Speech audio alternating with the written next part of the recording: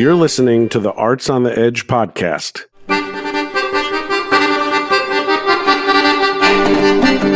Each month, we'll be bringing you stories from the nonprofit American Voices, who for the last 30 years have been building arts programs in some of the world's most conflict-ridden nations, changing young people's lives with music and performing arts, and connecting people across cultural and linguistic lines.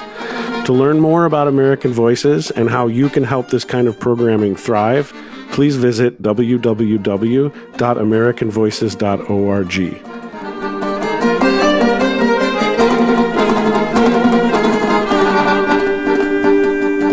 In episode 2, we'll be spending time with the incredibly talented New York-based hip-hop artist Farbeon, covering his music, life experiences, and teaching philosophies.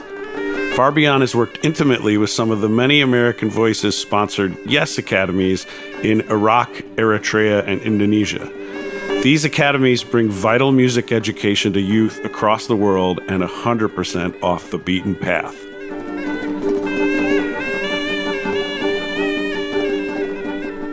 My name is Ben Wright with American Voices, and I'm sitting here with two distinguished gentlemen. I'm going to let them introduce themselves. Let's start with you, sir, sitting right across from me. My name is Farbeon Saucedo, a.k.a. Farbeon. I'm an artist, educator, and agent of change based in New York City, a lover of all things hip-hop, and blessed to have been working with American Voices since 2015, doing multiple programs. Very cool. And you, young man? I'm B-Boy Wannabe, a.k.a. John Ferguson, founder and executive director of American Voices, but sometimes wish I had grown up as a B-Boy. Mm-hmm. I could see that. I could see that. So for folks that are listening possibly for the first time, American Voices is a nonprofit organization that does a plethora of musical diplomacy work all over the world. And John Ferguson, who just introduced himself, is the founder of this organization. And if you want to know more about John, you can go all the way back to the first episode where we follow his life, and it's a fascinating story. But we're here to talk about Farbeon and the work that you've done with American Voices, and I don't know a whole lot about it. So do you maybe want to start this, and then we can and talk about how John Ferguson, how you met Farbeon and how this relationship started? He's like, I don't even remember. Right. Well, I don't, actually. Did we meet as a judge for the American Music Abroad program? Yes, I was an AMA judge. Yeah, so Farbeon served as a panelist for a selection committee for a State Department program we manage. Well, I'll tell you how it happened. We were saying bye, and, I, of course, knew of all of John's work, so I was like, how do I get involved? Right. So when I was leaving, I shook his hand, and I said, John, I've got a passport, I've got a rhyme book, I'm a man of many different skills, just let me know when you need. He's like, I'll be afraid be careful what you ask for. I may just call one day saying there's a ticket to Saudi Arabia with your name on it. And one day I did receive a call. Yeah, and I think the first program was instructing hip-hop performance in Thailand, right? Yes, Bangkok, 2015. Yeah, and what was that like? It was an intense summer for me. I was already a jam-packed schedule, so just the traveling 24 hours across to the other side of the world was just my first time in Asia. So just completely a new way of looking at the world. So that experience alone was amazing. And then to be put in a classroom with young hip hop artists speaking upwards of 6 different languages, because this was Southeast Asia, ASEAN. So we had young artists from Vietnam, we have young artists from Thailand, Indonesia. It affirmed what I already knew about hip-hop in terms of the global nature of it, but it was the first time I rocked a cipher with that many different languages. Okay, so 2 questions. First, what's Yes? Again, in case people are listening for the first time, this was Yes ASEAN. Yeah, Yes stands for Youth Excellence on Stage, and ASEAN is the European Union of Southeast Asia. It's a conglomeration of 9 countries plus observer nation Papua New Guinea. And I believe we had someone from Papua New Guinea in that class as well. And the project brought together students from across these 9 nations, ranging from Burma and Singapore to Papua New Guinea and Indonesia. And so, Yes is a program that American Voices has put together all over the world. Right. Yes, started in Iraq in 2007 and has continued now for 15 years in Iraq. And Farbeon has a lot of experience with Iraq as well as Eritrea and a host of other countries. But it's now we've done, I think, over 50 academies in almost 30 countries over the years. And so you said you rocked a cipher. Yeah. What does that mean? Oh, man. How long do we have again? Yeah, right. Oh, this is only one episode. The Cypher is the primary site of hip-hop creation. It's the place where hip-hop practitioners, aficionados, those who are down with the culture gather in a circle to share their talents. But what's amazing about the Cypher, it's not just the person who's sharing their talent. Those who are around engaging, giving energy is equally as important, right? So they call it the circle of unity, the circle of complete thought. So whether it's a classroom or whether we're on a street corner and someone's beatboxing and we're rapping, it is a cipher. So I look at all these programs I've done, regardless of where it is us gathering together. Wherever two or more people are gathered with a common purpose is where that cipher exists. So it sounds powerful. It really, I mean,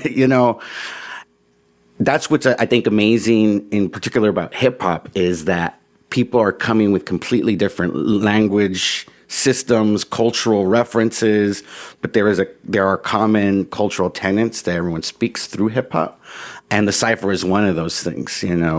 We could be sitting here with 5 MCs from 5 different countries speaking 5 different languages. We may not even have a common language, but if we throw on a beat and I start rapping and I stop, someone automatically knows to pick up, and they'll pick up in their own language. If they're really good, they may also rhyme the word that I was using, even if in they a different language. In a different language, yeah. No, and you heard that you had that happen? Oh yeah, I mean, multiple times. Did that just blow your mind the first time that you recognized that was going on? Yeah, I mean, it blew my mind, but so I guess background on me, I got into this work in 2015, but I've been in hip hop working professional artist, educator, and agent of change since, early 2000s. I've released 5 independent albums, rocked with a crew of other MCs. Shout out to the Third Party, Rabbi Darkside, and Hired Gun. We toured ourselves, spent a lot of time touring Europe. I spent a lot of time in Berlin, and was in those experiences where I first experienced hip hop outside of the United States. And mind you, I'm coming from New York, so it feels like the center of hip hop. And in some respects it is, but in other respects it really isn't, because we're so far removed from the birth of the culture. When you see young B-boys or beatboxers in Banda Aceh, Indonesia, rocking the cipher, and you feel that authenticity, it feels like you're in New York, you're at the start of the culture, and they exude that energy and that vibe. So yeah, it completely blows my mind every single time I have that experience. I think one of the most fulfilling experiences was a cipher that we rocked in Erbil, when you have an MC who raps in Kurdish, an MC who raps in Arabic, you have their teacher in English. And I remember I asked John once, what language should I speak? Because when I go to these programs, I try to do research. You have to do research. You have to be willing to learn more than you teach. So I'm writing down words. I'm trying to get some language. And I asked John, what should I speak? He's like, just speak English, because language in that region is a very political decision. And it made a lot of sense when I was on the ground. But day one, I introduced the cipher, and I have video of it where I'm going around the cipher, and you have people who speak in Kurdish and Arabic and English all rapping at the same time with each other. And, it didn't seem political at that point. It just said it was community. It was unity. Wow. You present to me like you're really confident in your skills and your teaching. Did you feel that confidence the first time you did one of these programs? So I've been teaching my craft for a long time. And one thing I will say is when I'm preparing for one of these big trips, anxiety sets in, but a lot of the anxiety is like, am I packing everything that I need? I mean, you can be gone for a month plus, right? It's like, do I have all my medicines? Do I have, the things that I need just to survive for a month? But I know the moment I get into that classroom, everything fades away. It feels like I'm not even in a different country because of our our goal. And then the moment you step out, you realize, oh my God, I'm halfway around the world. This is amazing and terrifying all at the same time. So I've felt confident once I'm in the classroom, once the teaching is going on. However, it's also part of my pedagogy, right? Where I'm open to not being the expert at any given moment in that circle. You know, there are times where my young people or these young artists know way more, whether it be about sound engineering, right? You know, it's like our first program in 2015, one of our students was an amazing sound engineer from Vietnam. And, you know, when we set up our studio, it's like, okay, yeah, I can run a session and I can mix, but not at the speed that this was his skill. So, a lot of the work is identifying people's strengths and putting people in places so that we can accomplish something in 2 weeks. That sounds familiar. Like we did there's another episode we were talking to somebody about a completely different kind of program. Yeah. But that keeps coming up. It's like you got to react to what they can do and put them in a situation where they're going to grow based on what they came to the place with. And I think that's a really wonderful attitude to have in a situation like this. It takes a lot of flexibility as a teacher. Yeah. You know, and I think that, you know, anyone who has done this type of work more than once, meaning that you've done it well enough to at least do it again, you've had to exhibit a level of flexibility and understand things aren't going to work out the way you intend them to work out. Mm-hmm. And that's okay. You know, I mean, that's part of the journey and the fun of it all. Share some memorable moments from Yes ASEAN with me, because I wasn't there. Well, I just want to state here that thanks to Farbeon, I've made my debut as a rapper, I guess spoken word artist, in a Yes ASEAN performance video that culminated at the end of the program. Really? Yes. Where can I see this? It's a cameo. We'll include it in a link to this podcast. Inner sound from speaking to Jakarta, inspiration is abound. Words can barely capture what these 2 weeks here have meant. The miracles we breathe and all the moments that we spent. Seeds of peace be sown, generation golden globe. And our witness to the movement flow linguistic round the globe. Yes, ASEAN. Yes, ASEAN. Yes, ASEAN. Yes, ASEAN. Yes, ASEAN. Yes, ASEAN. Yes, ASEAN. ASEAN, I did 2 years of ASEAN. The first year, 2015, was in Bangkok. The second year was in Jakarta. And, you know, each program I've done, we've released at least a 6 to 8 track EP with each program, you know. So the second year in Jakarta, I had a returning student from the previous year. Shout out to AQ Flow from Indonesia, Medan Banda Aceh. He's my go-to, you know, assistant teaching artist now in Banda Aceh. And he himself does his own type of State Department work. We'll work with support from the State Department. That second year, things were flowing a little bit easier, right? You know, it's like we understood how it was going to work. And I had someone who can kind of take charge, and we were able to up a level, which is create a music video. Unbeknownst to me, right? I was doing some, you know, aside from the work that we do in the classroom, you know, this is cultural diplomacy. So we're also doing TV appearances or radio appearances, interviews. You know, there's all this work that goes into it. So I got pulled out of class to do some type of interview. And by the time I got back, my young artists had each thrown in enough money to rent the setup that they would need to shoot a music video. They'd already planned out the music video, right? And the person, Jerry, who's in Jakarta, like learned everything, how to edit videos on YouTube. I was like, oh, okay, we'll see how this goes. Amazing music video, all shot in our classroom.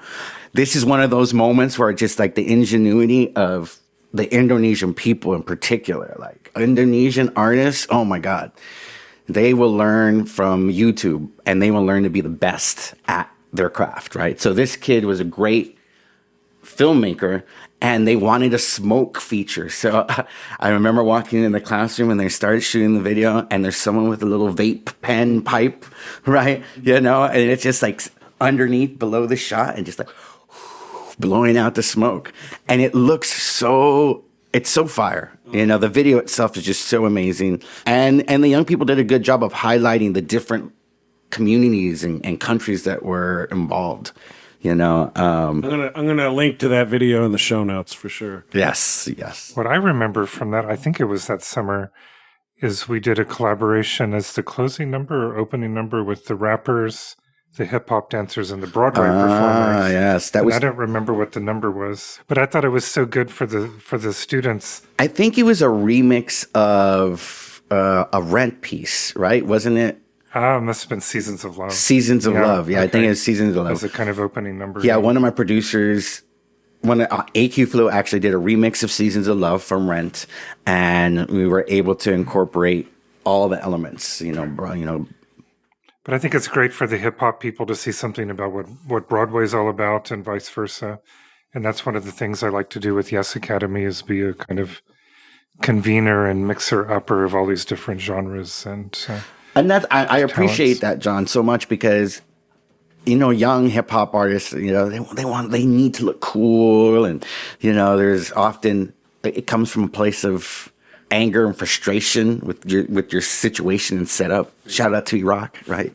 Yeah, that to give them exposure to other elements and other pieces of art, like art, see what you do as a craft, as art. It opens up just their perspective. I always say when a b-boy starts dancing house music, right?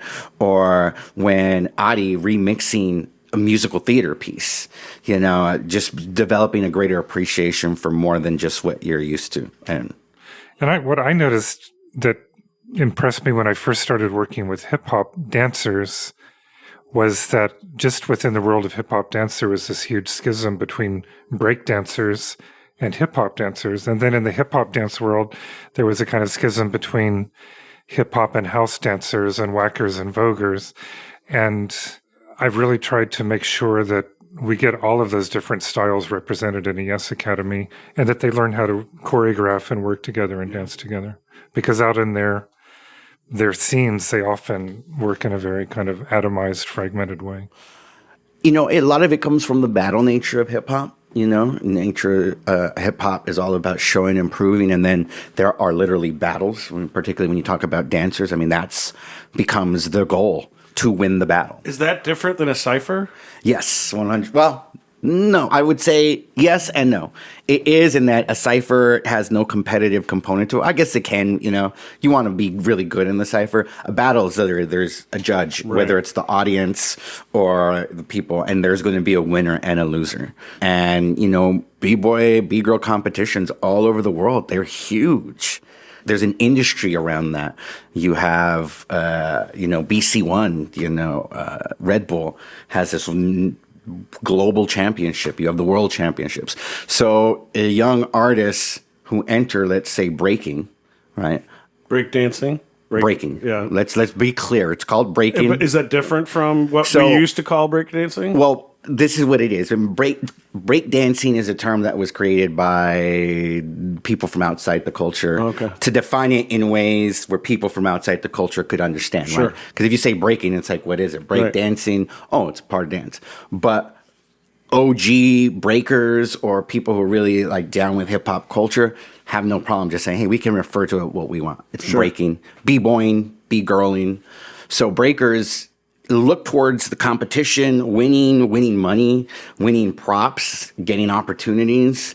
But I think what we do well at Yes Academy is also getting them to understand, okay, the battle can only go so much. And even when you think about breakers, man, the older you get, the harder it gets. Yeah, right. So how do you use the craft and the community, the culture as a way to build a sustainable life? So you find breakers now teaching physical ed classes in Iraq, right? Or realizing that they can choreograph and they can create theater shows, right? It doesn't have to be a battle. It can be something that has a message. Is breaking part of your repertoire? Oh no, I maybe back in the day before I hurt my knee. No, not at all. But this is what it is. For me, hip hop has always been an all elemental experience. From 2001 to 2007, 2002, 2007, me and my crew were running wild Lower East Side in the East Village of New York, working on our hip hop dreams, and we would throw a monthly hip hop event, which was very, very successful. Fourth Fridays at the Bowery Poetry Club. And it was important to us that we had all elements. We had visual artists painting live. We had a beatboxers who would feature. We would have turntablists which is different from DJs, right? A DJ just spins music. A turntablist uses the turntable as an instrument and manipulates records to create something. For me, hip hop has always been, it's got to have all elements. I think that's one thing that's great also about the work that we do at Yes Academy is that because it's very easy even for the breakers, right? Not to understand, you're related to the MCs or the producers and you guys can collaborate. You guys can support each other.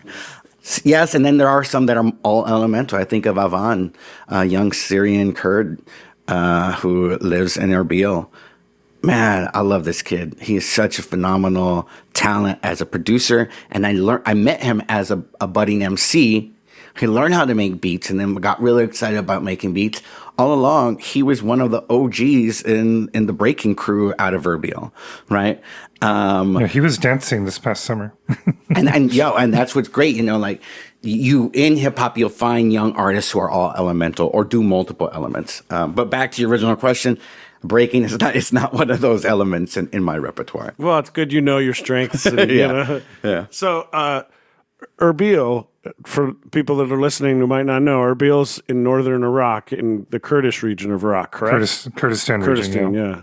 That's where you started doing some of this work, isn't it? The very first Yes Academy was in Erbil in 2007, and we've gone back every summer since then, with the exception of 2020 when we ran programs online. But we actually went back this past summer of 2021 and ran outdoor programs and brought a bunch of at-home COVID tests with us and tested everyone every day to be safe. And this was the first summer we had done a dance program that didn't have a final show and didn't have a battle, because normally at the end of our Yes Academy, we have a big b-boy battle as the closing element, and the rappers and beatboxers perform at that as well. But this summer we just focused entirely on learning and working together outdoors at night, and the kids actually loved that when the competitive performance element was removed and they could just focus on learning. But Erbil is the capital of Kurdistan. It's where the center of the Kurdistan regional government is. It's in some ways for hip hop the most progressive city, although it doesn't have a reputation as an artistic city. That's Suleimania. So all my Kurdish friends, I hope, that's another city. Aware that I'm not taking sides between Suli and Erbil. There's a big rivalry. It's like Dallas and Houston or New York and LA. But so the program has run primarily in Erbil since 2007. I think the first year you came was 2018, which was the first year we added the music production and hip-hop performance elements.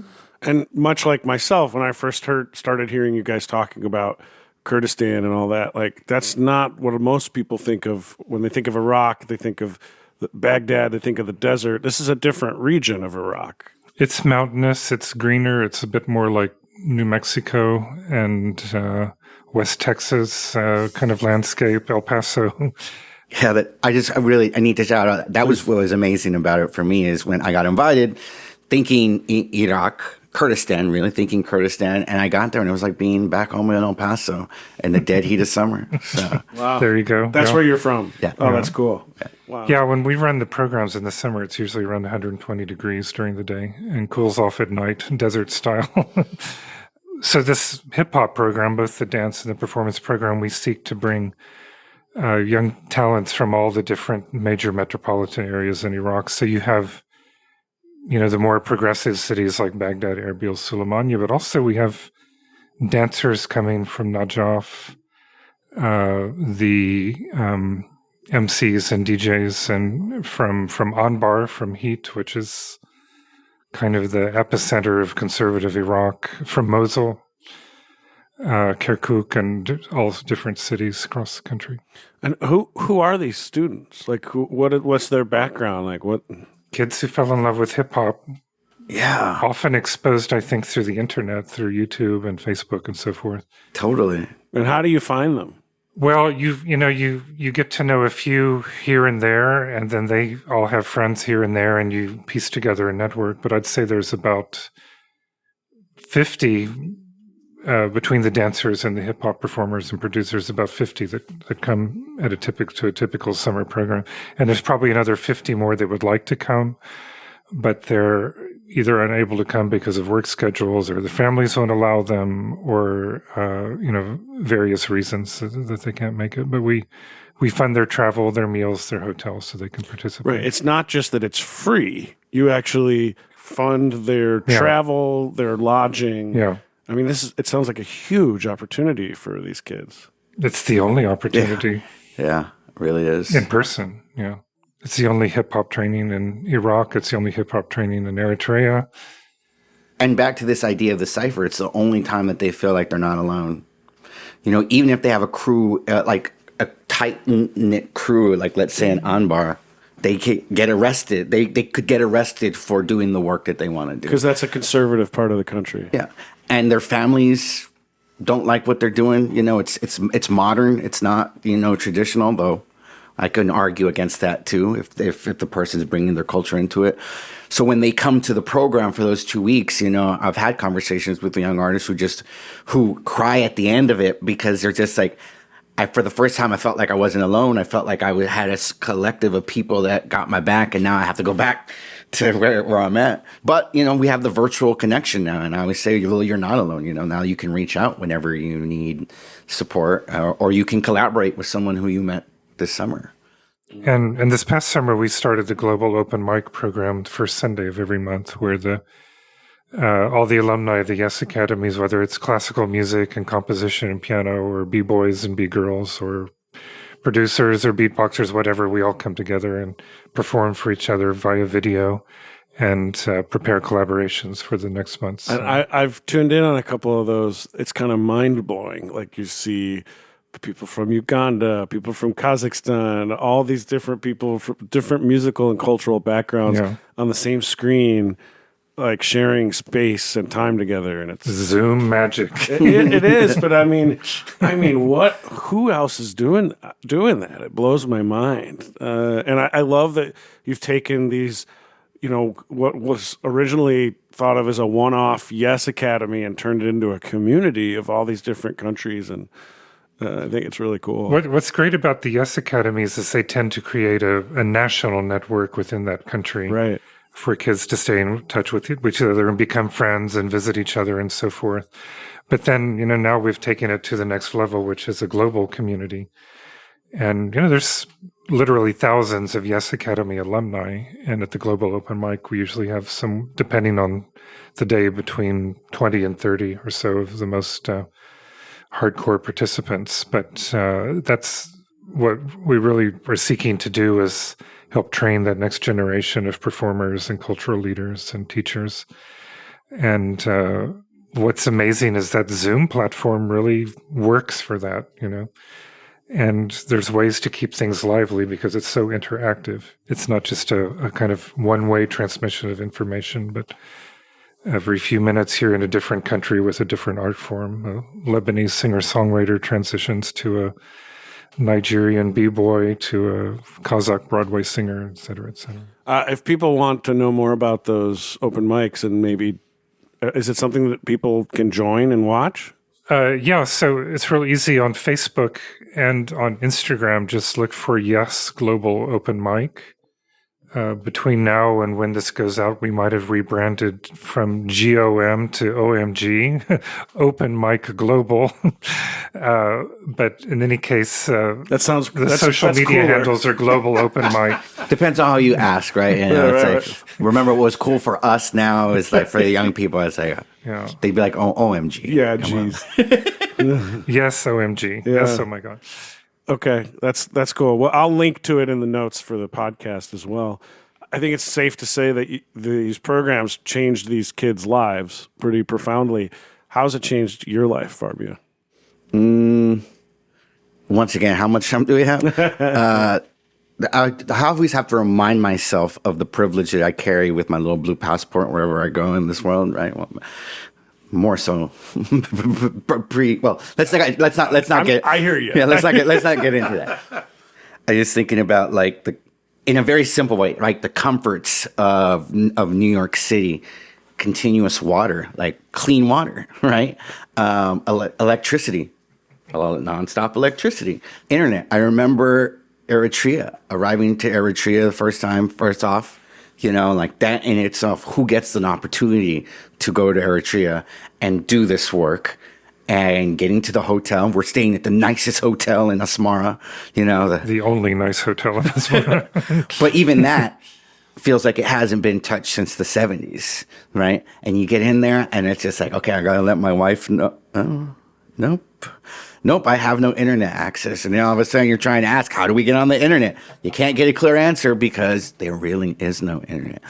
Until about 3 in the morning, if you wake up and you're like, oh, I think I finally have a signal. So in some respects, it's the very simple things that I've come to appreciate. Other things that I have come to appreciate aren't so simple to put into words. When you look at young people who are creative, artistic, they are strong with their ability to communicate messages through art, and they are in environments that don't support that or criminalize that. Or it maybe not even criminalize that. We have an amazing singer in Asmara, phenomenal performance talent, who was going to have to stop because they had military service the following year. Like these are the realities. And, the reality that, in summer of 2019, left Eritrea, left Asmara on the layover on the way to Erbil, the land of comforts, right? It's like at that point I was like, oh, Erbil is like Sweden. Oh my God, this is amazing, right? It was the first time I felt like I could breathe because of how intense Asmara felt in terms of just sort of like, wow, we were really on the edges here in terms of the politics and the government. Remember, there was no drinking water. Also, the government had gotten angry with the two companies that make bottled drinking water, and there was no bottled drinking water in the country. So we had to get it from our bathtubs in the hotel, from the faucet, and fill up empty bottles and take it to the tea ladies in the courtyards of the buildings we were working in and have them boil it and then give it to the students to drink. But it was just drinking water was a production. I spent half of my day organizing the drinking water in Eritrea. We'll be right back with more from the Arts on the Edge podcast. Please make sure to follow American Voices on social media. On Facebook, that's at AM Voices, and on Instagram, you can find us at American.Voices. Any and all donations help us continue to grow our educational programming for youth around the world and even help us provide scholarships to students, which we'll be talking about more in future episodes. To learn more about American Voices and how you can get involved, please visit www.americanvoices.org. I want to continue hearing about how this has changed your life, but Eritrea, I think a lot of people who might be listening to this might not even know what continent it's on because it's not a country that's talked about very much. So what can you tell me about Eritrea? It's sandwiched in between Ethiopia, Sudan, Djibouti, and some other country that I'm forgetting right now. But it has ocean access. It used to be part of Ethiopia, and they fought long, bitter 80s and 90s war over independence, and Eritrea won its independence from Ethiopia. It's ruled by a very idiosyncratic person who's the leader of the revolution against Ethiopia. There's no internet access to speak of except at very limited internet cafes where you can go with your phone and get online through your phone, and then it takes about 30 seconds to send a 2-word text message. So you can't stream videos. There's a lot of Eritrean diaspora because so many people have left the country because of war and hardships and so forth. Huge brain drain of young people now. But because of that, a lot of people come back to visit in the summers with their German or American passports, and they bring with them thumb drives full of YouTube videos. So this is the way you get information into the country, is having your family from abroad bring it to you. I had kids send me a long list of YouTube videos they wanted to see, like Ben-Hur wanted to see opera videos and other students wanted Broadway videos and so forth. So there's a kind of cleverness and resilience to the way they get through life there. But it just so many of the hardships seem so unnecessary, And it's like the country, I think, feels like it's constantly at war. And almost all young people, male and female, have to do military service and civil service. Yeah, it's just it's like a war zone without fighting, somehow. And what's interesting about the place culturally is that it's a former Italian colony, and Asmara was built up by Mussolini in the 30s as a model colonial capital. So it looks like a kind of very rundown time capsule from provincial Italian capital of in the 1940s. Isn't it or UNESCO? 50s. I think it's a UNESCO World Heritage Site. Yeah. Yeah, and there's still an Italian influence. Some of the Catholic churches have mass in Italian and so forth. Bicycle races are huge. Yeah. Huge out there. Yeah. I also heard that someone told me they went to Eritrea and that at a gas station in the remotest part of the country, they had fresh pasta. Like someone was, making fresh pasta because that's something they held on to when they left. They was lucky they had water to boil. Right. Yeah, so culturally it's very rich, very diverse. I mean, it's not a huge country, but there's so many different ethnic groups and languages. There's Arabic speakers. The main language is Tigrinya. And it has this coastline that's just untouched with all these pristine islands and coral reefs and so forth. It's really an amazing place that is unfortunately not open to the outside world. So how did you get in there?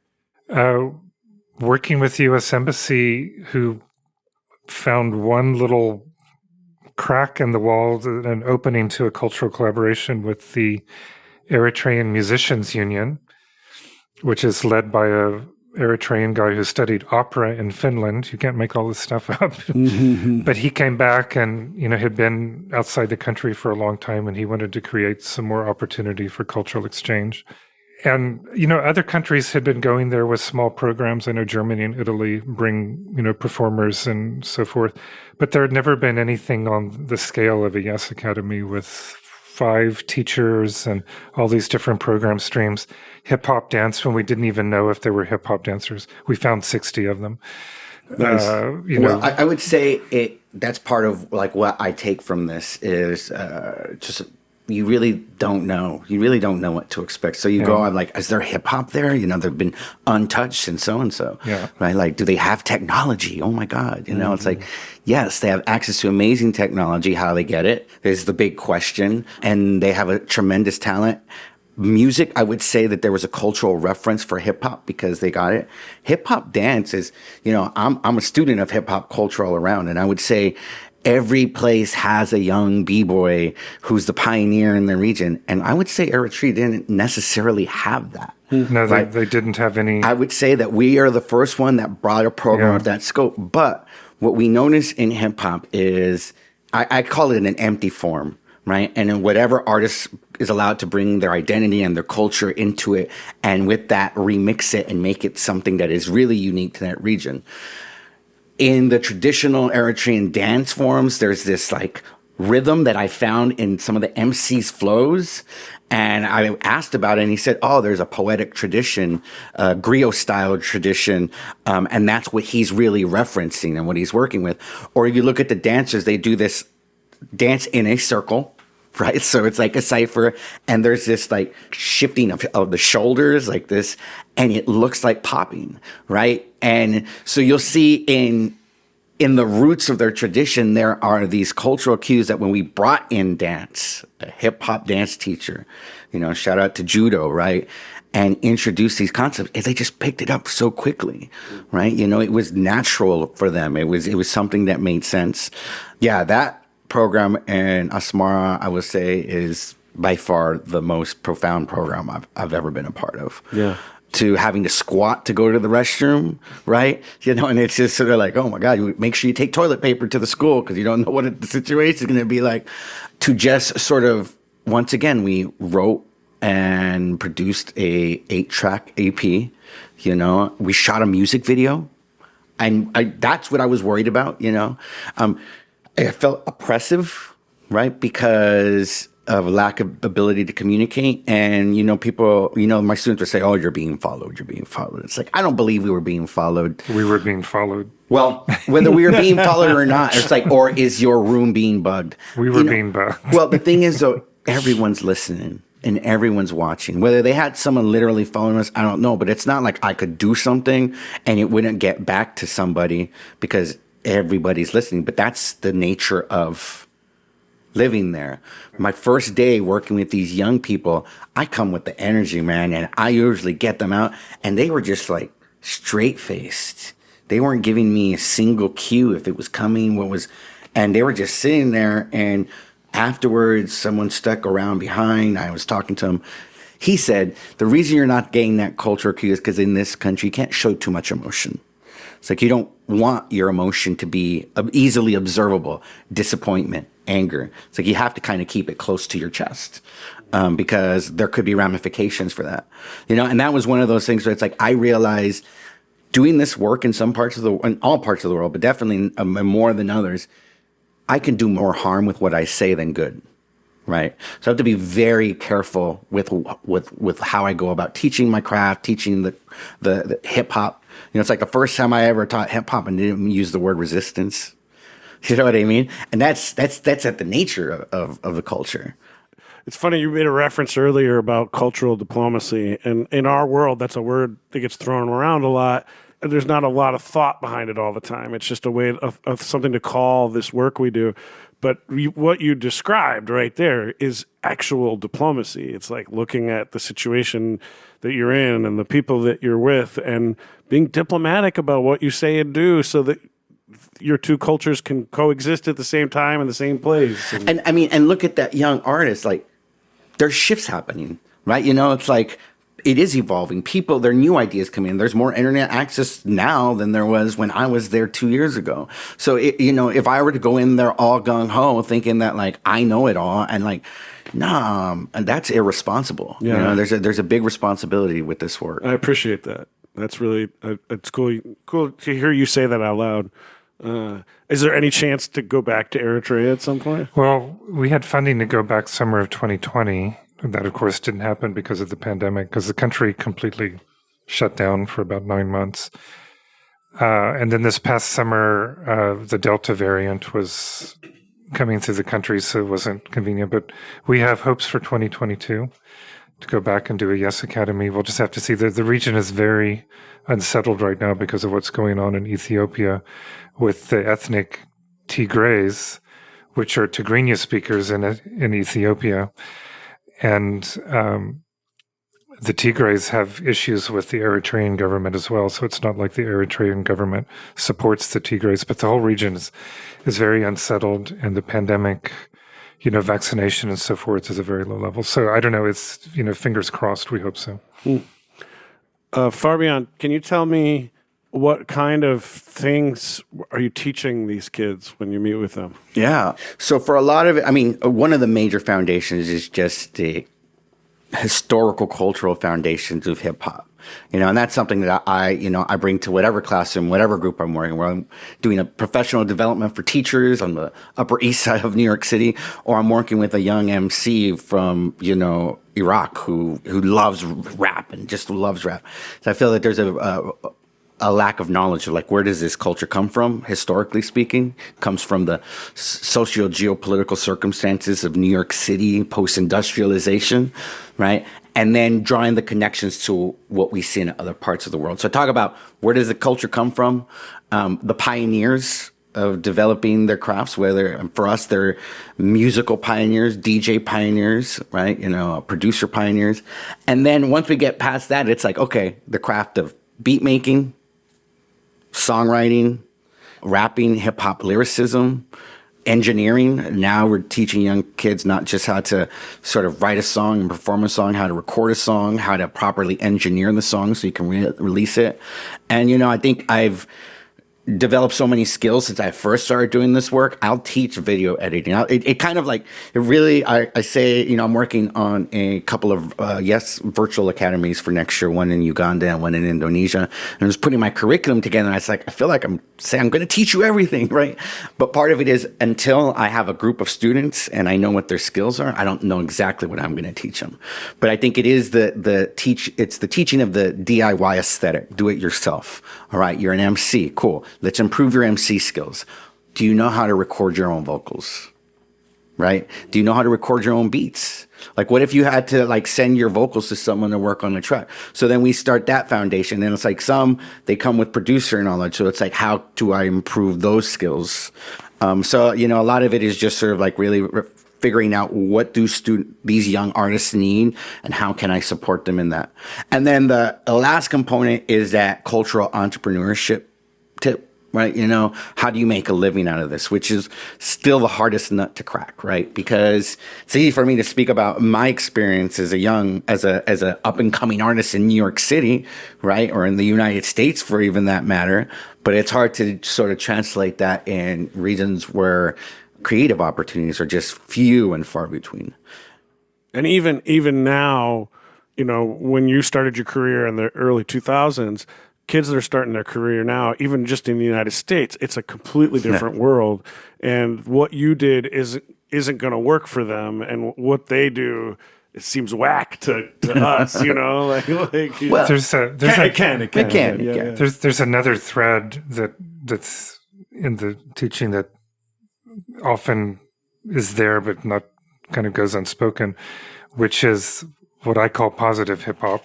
In other words, you know, how to use hip hop as a force for good in your community, to try to avoid falling into the traps of commercial hip hop, which can glorify violence and bad language and so forth.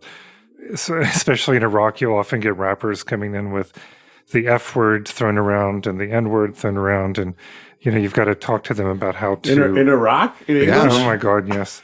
In English. The N word in particular is one of those words where, you know, I'm very clear when it comes to certain language, right? Like the N word, I'm like, no, you just don't use it. You can't use it. Don't use it.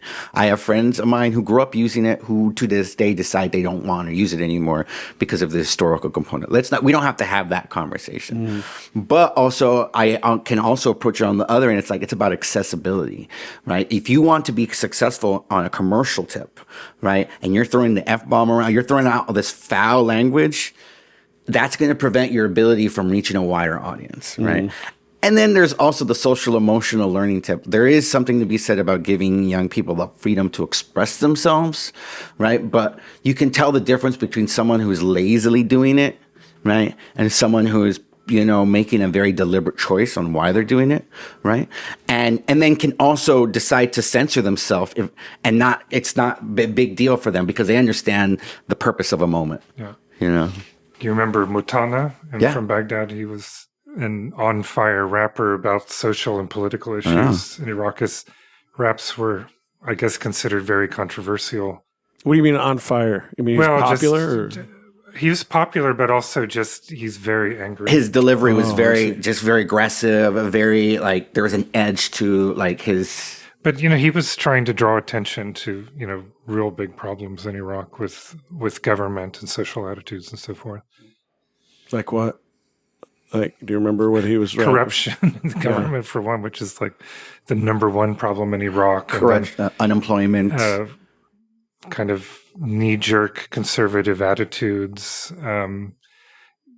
Youth not having a voice in the political system or in the social system. You know, I think about Iraq and I think about Houta, who is a young Kurdish MC that was in my first year I was in Erbil. And now he is he works at a TV station doing, you know, sort of like production. And I asked him, because a lot of times, you know, we do these programs and for some of these young people, it feels like the only option is to leave. You know, it's like they're looking for a way to get out. And I asked him, I was like, well, I mean, because he's really good. Even when we went back in 2019, he hooked us up with a TV show. Like, you know, he's doing live on, like he's doing a lot of great things. I was like, why have you thought about leaving? And he says he refuses to leave because there's something for him to do in Erbil, right? There's still work there. So when we start talking about what this culture and what these programs do, it's like the idea that you don't have to leave where you come from to have an impact on your community. And I feel like, we build platforms for young people to empower themselves. I'm very careful on how, like, I don't empower anybody to do anything, right? You know, because then that means they're like disempowered beings, and that's not the case, right? They have so much agency, but for many young artists, they don't have the imagination of what's possible, right? And we come in there and we put together an album, we throw a show. They see the creative process from beginning to end, that when we leave, they use those same tools to do it for themselves and their own projects, you know? It's a legacy these programs leave behind. That's pretty amazing. We haven't talked much about Yes ASEAN, which was 2016, right? In an FD2? So I did 2016. I was blessed to, I met the Indonesian kids in 2015, stayed in touch with them. 2016, we were able to go to Jakarta and do the program there. And there's a crew from Banda Aceh, which is far east Indonesia. It's like the Saudi Arabia of Indonesia, too. It's the most conservative. Islamic law. Super conservative. Hit very bad by the tsunami. It's had. So it was in a Yes Academy program, but because of that, I made such solid contacts that I ended up getting a chance to go to Banda Aceh. And I'll tell you, it's kind of like Asmara. Seeing hip hop in certain places just can blow your mind. So seeing hip hop in the most conservative place in Indonesia, being performed in such an authentic way with government officials there, just was kind of it's something I'd never experienced before. So apparently, before getting there, 2 days before I got there, 2 days before the show, they were talking about shutting down the hip hop concert because there was a lot of people were starting to talk about it, and they're like, "Well, what is this?" And young artists from our Yes Academy programs were the one organizing it, and sat down with the government officials and told them what was happening. And what I like about those Banda Aceh kids is like they are God-fearing Muslim kids. You know what I mean? They have that perspective, that religious perspective. They just happen to do it with that fresh b-boy style, right? You know what I mean? They really do it with, you know, that like style and a Banda Aceh style. And so being there and observing that, them taking me through and going to the tsunami memorial or going to the coastline, and everyone goes to this one part of the Banda Aceh on the coastline at sunset, and they watch the sunset, and that is where the tsunami first came through.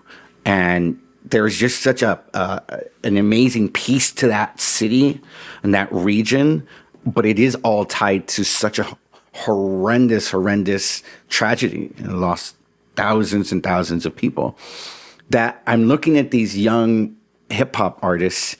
They are the pioneers because there's also a lost generation in that region, right? And they are expressing themselves and their authentic Islamic selves through hip hop culture. So the big concert finally comes, supported by the U.S. Embassy, which is also another component that you're like, you know, the embassy comes up and says their little spiel, you know, and in the background are the government officials, right? Are the police officers with their girlfriends, right? And they look like the coolest people in the world because they're at this event, you know? So in a matter of 48 hours, it went from like, we don't know if we trust this, to being like, I got to be there. I've got to be there. Yeah. And that's because these students were diplomats themselves. Yeah. That's pretty awesome. Definitely. And I saw, and maybe it was the same show, I saw a show they did where they dressed in traditional attire from the region and danced a combination of traditional dancing and hip hop. That was 2015. It was with cricket. So he did a really good job with his curriculum, where one of the assignments was for them to do a choreography incorporating references from their culture. So you had the Indonesian in their clothes, you had the Thai, they had a Thai boxing component to, you know, so it's just, I think we are very deliberate also to understand, yes, we're coming in as professional experts from the United States, which carries such great weight. But when we get there, it's like, it's not like we're going to come in there and like try to indoctrinate them with anything, right? You know, it's like, okay, here are the tools. How can you express your authentic self through this? How can you celebrate your culture and your views through this? Yeah, that's cool. I think that's a powerful thing about hip hop, is that it can be used in all those different, it doesn't matter where you're from. Like, it is a global phenomenon, you know? Like, it ain't where you from, it's where you at. That's great, man. But I have a couple more questions. The one thing I do want to say about Iraq is I remember it's such a hard, Kurdistan, it's such a hard place to do this work. Yeah. Why? I feel like you're always running into a roadblock, right? You know, we have a studio in our hotel room and electricity goes out, you know, for like 3 or 4 hours of the day. So if we have the right sound card, we're good, right? Because we can run off USB power from the computer, so we can keep going. But it's 120 degrees outside. Or you're there during the national university entrance exams, and to prevent cheating, they turn off the internet from 8 a.m. to 1 p.m. every day. So these are the things that like you run into, like just continual roadblocks, and it's not easy.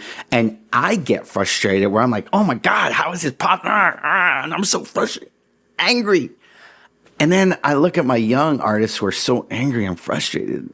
And I think, well, why is that the case, right? You know, it's like, just always have, and I remember I was just talking to John about Iraq after the fact. He's like, well, just consider this your penance for the 2003 invasion of Iraq.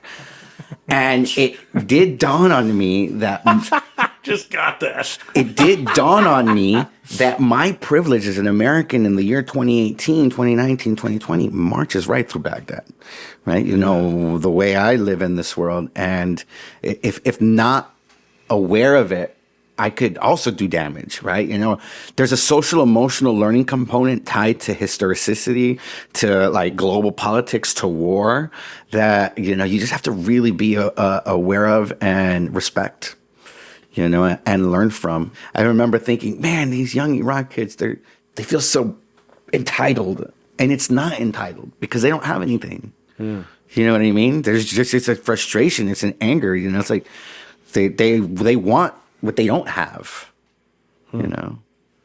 I appreciate So you have to be very careful, right? You have to be careful not to cut them, not cut them from a number. and oh man, and very quickly, everything you've built up can just fall to pieces because of some small interpersonal thing between someone Kurdish speaking and someone Arabic speaking, or two people from the same city that are kind of rivals with each other. Things can fall apart quickly, and putting things back together takes some time. And I think because there is so little happening there, there's so little resources, that there's a lot of ego built up to sort of compensate for that. And so you're dealing with very fragile egos, and everyone wants to get on stage and be a star. I mean, that's the same everywhere. Yeah. But, you know, when you have such a big sprawling program and you've got 2 hours to do a show at the Family Mall and only 30 minutes of it are devoted to the hip hop lyrics program, you have to make some choices and, you know, choose the numbers that have a lot of people performing together so everyone gets to have their moment. But then it's difficult there, dealing with hurt feelings and so forth. And often young people don't want to take the teacher's word as the final words. You know, I've seen a lot of growth though since 2018. And I think it's because, you know, I mean, I come with a lot of love, right? You know, it's like where I come from is a space of love, even if I'm breaking bad news to you. Initially, it was a lot harder. Now I'm seeing, you know, and this is through social media or connections I have with, I see young artists in Iraq working from that similar space.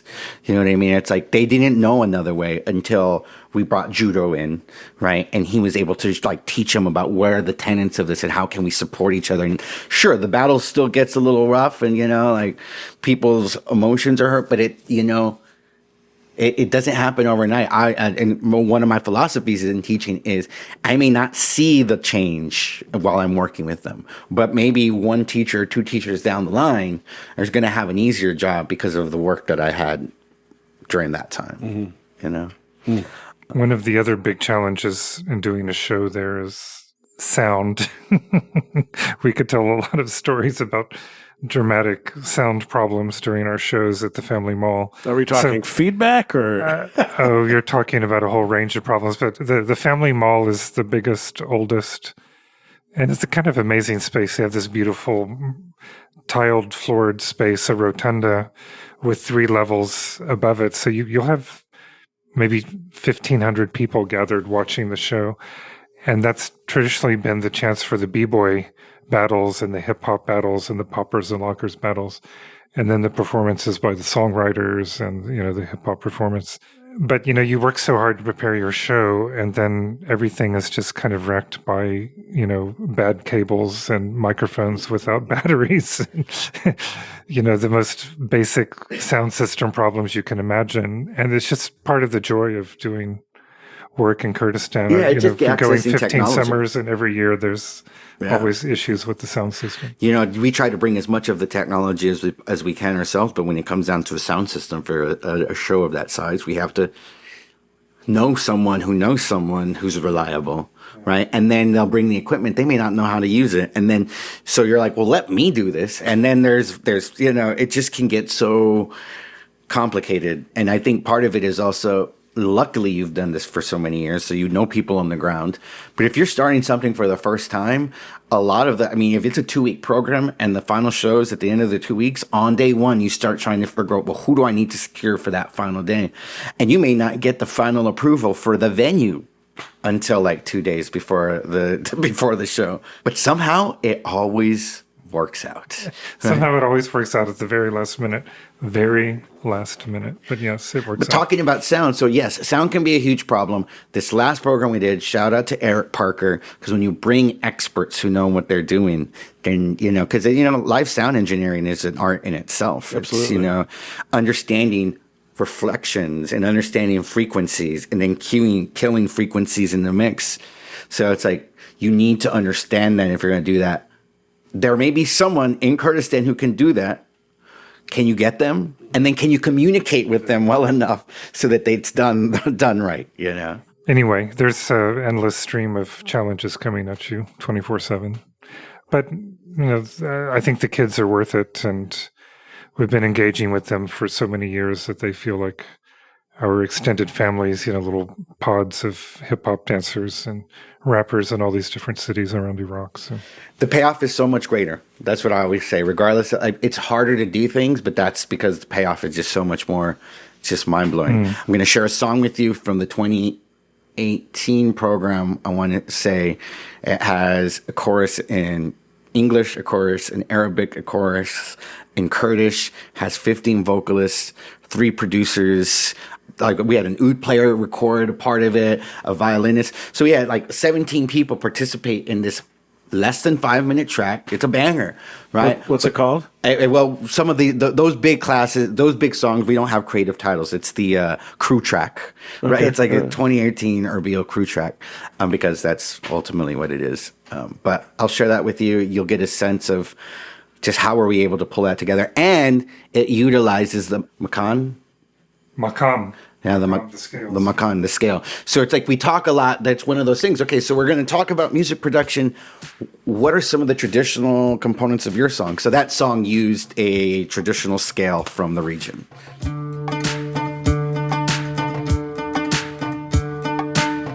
Yeah, yes sir, Bill. Come on, 2018. Like the hot desert sun on my forehead drenched. Somewhere in Kurdistan, the crew Erbil, yes. Micro and the macro feel this multi-century energy. Middle East Maqam, a monument to love and peace. Cultivate, collaborate for what feels like a lifetime. Humbled by the struggle, but this culture be a lifeline. Heading back to BK inspiration, the collective momentum, the direction, add a whole new perspective. شي غريب كلنا على نفس البيت عم نخفف عن الهيب هوب ليصير اعلى شي فنهز الروس يا الروح ما في تنامي صار وقت اني روح وللحاضرين سلامي دير سربك الله نبي سفير هيب هابي يكي سر خرابين باب تكبير شوار بارتين بانا بكرين بشتا بشتي يكن يكير توين لجر زبي Every day work harder than yesterday, shooting for the stars, never for the hate. Peace, love and positivity, all we need inside that city. إلا كردستانم نەوە شێرانم لێزانم بێدارم لێرە دەزانم چەندجوانی هیپاپم وەکو خێزانم لێپارێزم پێ سەبرم لە گەشتم بە ئامانجی ڕێبازم وەکو هەندێک نیم لێرە بێکارم. Finally, got the things that I love, man. People doing things that I do, you won't find that. Dig it with the distortions, and you love that. Back to the city, we gon' kill it till we prosper. الحياة مدرسة فيها حلو وفيها مر ازرع الطيب وتعلم ماكو عالم كله حر امشي بيها ومشي وضعك هي فترة وتنقضي واقع ولازم نصدق ماكو واقع يرضي Made a kingdom by the stone being thrown at me. Now I spread the love for the one that's throwing at me. Don't matter if you're black or any kind, it's about the legacy that you leave behind. حقق أحلامك وابقى دايم بالأمان امحي أفكار الماضي وشعر بالسلام اترك بصمة من بعدك عالم ما يدوم نظف عقلك من حزنك وامحي هالسموم ندرس هذا ستوري ايكيو كلفة العراق راجع لكم من جديد نرمي سطور على الاوراق من الانبار موجودين لاينات بالتسخين فجأة تشوف بصمة كل مكان بكل حين مو سايفر هذا جنون رابرز وحوش يستعرضون في برنامج اس اكاديمية مستر فاربيون من كلامي ما في هدى بعد شدة بعد عدة دبل اتش وتي من ندى لان من مدة ما كربر قده. So many damn cases we're limited in races still in the stone age we're doing no changes I'm man enough to say this courageous shameless I take this and I aim it كلمة نقدر شاب كلمة نقدر راس هامي توسي كلمة أنا كسر خدا وخلاص كده بتشيلي بتاخد بدني كلمة برمى بلي بوبي قبرا ببقني تفكر أنا شاربين كلمة سركون هموتان سركون مقصد تاكسي وباسنيا لجيان سركون هموتان سركون مقصد تاكسي وباسنيا لجيان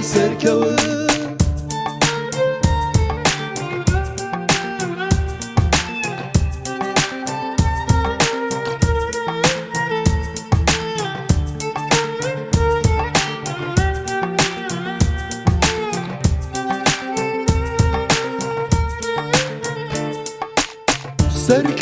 سركون هموتان سركون مقصد تاكسي وباسنيا لجيان سركون هموتان سركون مقصد تاكسي وباسنيا لجيان سركون حقق أحلامك وابقى دايم بالأمان امحي أفكار الماضي وشعر بالسلام اترك بصمة من بعدك عالم ما يدوم نظف عقلك من حزنك وامحي هالسموم Every day work harder than yesterday Shooting for the stars, never for the hate Peace, love and positivity All we need inside that city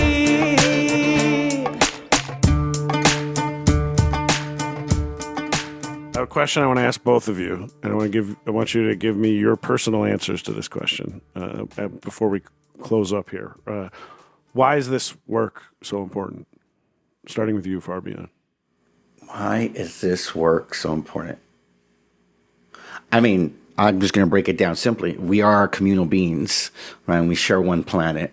And I'll tell you what, when you get people together with different cultural understandings, different linguistic traditions, and they're allowed to share their perspective, something magical truly happens. You know, it is called mutual understanding for a reason.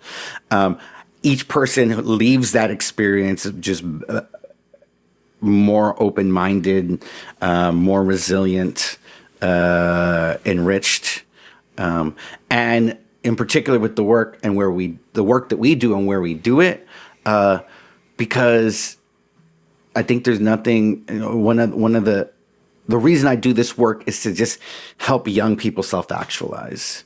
You know, it's like, how can you become your true, authentic self? And that's an idea I grew up in this country. It's possible, right? Anything's possible in the United States. A lot of parts in the world, that's not the way the world is viewed. So, you know, if I can go in there and plant little seeds of like anything's possible and you're extreme talent, right? And someone out here loves you, enough said. That's awesome. John Ferguson? Well, my quick and short answer is this work is so important because no one else is doing it. I mean, literally, if you're a budding hip-hop artist, whether a dancer or a producer or beatboxer in Iraq, the Yes Academy is the only program that's there to help you. And now we have, you know, the Global Open Mic. I mean, the Open Mic Global, oh my God, as a, you know, international platform, global platform for these kids to come together, in addition to the national platform we created for them. So I think it's just really important to create a space for these kids to come together, get to know each other, work together, perform together, learn about themselves, learn about each other. Kurds and Arabs is a huge divide in some ways in Iraq, in some ways not. You get Kurds and Arabs doing hip hop together. There's basically no problems about being Kurdish or Arabic. There might be problems over who gets the first verse as opposed to the second verse, but it's just really important to give them the platform to come together and have these experiences, because there's just nothing like that in a country like Iraq, in a country like Eritrea, even to some place like Indonesia, you know. And I think experts, specialists, mentors from the outside are really valuable. I know it's valuable to me growing up and going to the High School of Performing Arts in Houston when Isaac Stern, the violinist, came to visit, and other, you know, famous people. It's like, wow, they came to our high school and talked to us, you know, we must be special. So that's just the kind of experiences young people need. But in so many countries, those experiences just aren't available. And so that's what we're trying to do through the YES Academies, focusing on fragile nations emerging from conflict or isolation, and you know, give those aspiring young performing artists a chance to learn and grow. It's pretty noble work, and I have a lot of respect for you guys pulling that stuff off. It's pretty incredible. If you want to help American Voices continue to grow and do this work, donations are hugely helpful to the organization moving forward, and you can do that very easily by going to www.americanvoices.org. There's a donate button. And you can help this work continue to exist and continue to grow. And Farbeon, I want you to take us out with how people can hear more of your music, how they can find you online, social media, all that stuff, please. You know, Farbeon. You can Google it. You can hit me up on Instagram. It's farbeon.com. You'll find all things Farbeon. You know, find my music. I'm a photographer. I make videos, so reach out. He's a professor at NYU. Yes, I'm a professor at NYU. You should have said that when you introduced yourself. Yeah, man, you know. Are you kidding? It's the end of the semester. I'm just trying, to it's survive. like triggering, man. I don't even want to talk about that. Well, thank you both for having this conversation today. It was wonderful. Thank you. Thanks for tuning in to the Arts on the Edge podcast. If you haven't already, please make sure to follow American Voices on social media. On Facebook, that's at AM Voices. And on Instagram, you can find us at @american.voices. Please visit www.americanvoices.org to learn how you can help us grow. See you next month.